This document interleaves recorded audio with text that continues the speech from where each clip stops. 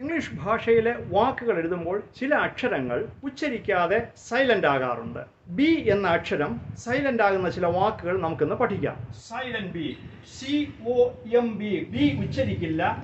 Com, comb എന്ന് മാത്രം മതി. സാധാരണ എം എന്ന അക്ഷരത്തിന് ശേഷം ബി വരികയാണെങ്കിൽ ബി ഉച്ചരിക്കാറില്ല. CLIMB, ക്ലൈംബ് എന്ന് പറയാറില്ല. ക്ലൈം എന്ന് മാത്രം മതി. CRUMB, crumb. LAMB, ലാം, ലാംബ് എന്ന് പറയാറില്ല. ലാം. LIMB, ലിം. NUMB, നം. DUMB, Dum. PLUMB, plum. Plumb എന്ന് പറയാൻ പാടില്ല. അതുപോലെ നമ്മൾ എപ്പോഴും തെറ്റിക്കുന്ന ഒരു വാക്കാണ് plumber.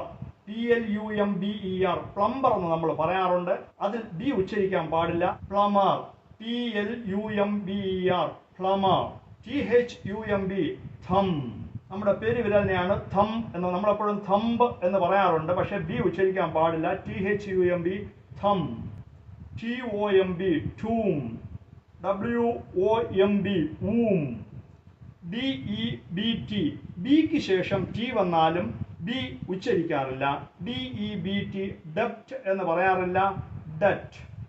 DOUBT, doubt. SUBTTLE, subtle എന്ന് പറയാറില്ല. സറ്റിൽ.